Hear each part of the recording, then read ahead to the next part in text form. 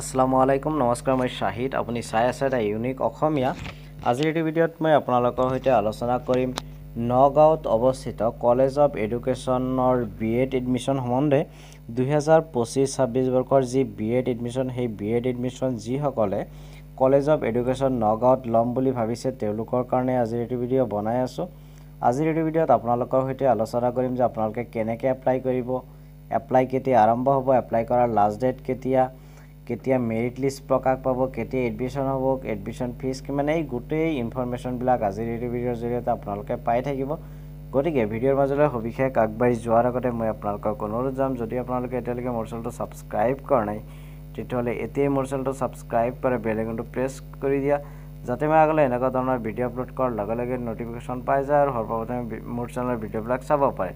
এতিয়া কোনো সময় নষ্ট নকৰাকৈ আজিৰ ভিডিঅ'টো আমি আৰম্ভ কৰোঁ ইয়াতে কোৱা হৈছে it is hereby inform to all aspiring candidates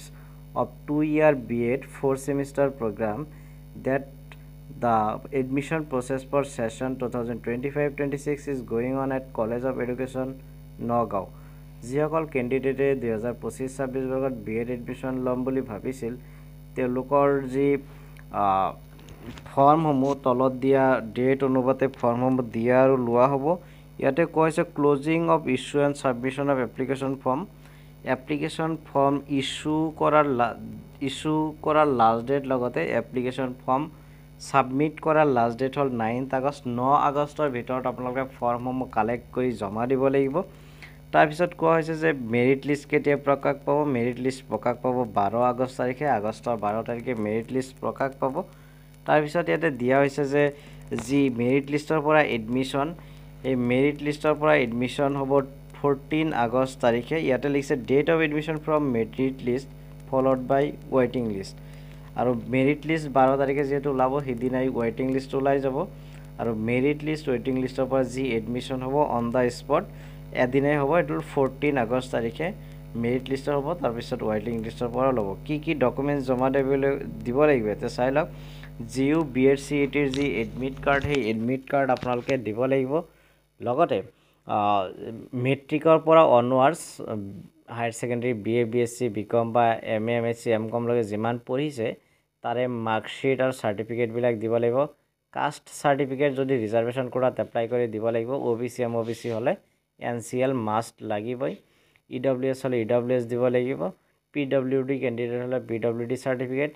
PAN card আৰু আধাৰ কাৰ্ড আপোনালোকে দিব লাগিব তাৰপিছত কোৱা হৈছে যে ইয়াতে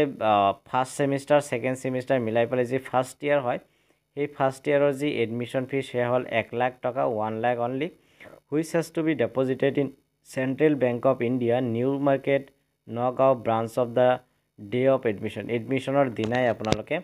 এইটো নগাঁৱত থকা ব্ৰাঞ্চত গৈ পেলাই আপোনালোকে 1 লাখ টকা জমা কৰিলে ফাৰ্ষ্ট ইয়াৰ এডমিশ্যন হৈ যাব গতিকে এইখিনি আছিল মূলতঃ আজিৰ এইটো ভিডিঅ' আশা কৰোঁ আপোনালোকে উপকৃত হৈছে যদি ভিডিঅ' ভাল লাগিছে ভিডিঅ'টো লাইক কৰিব শ্বেয়াৰ কৰিব লগত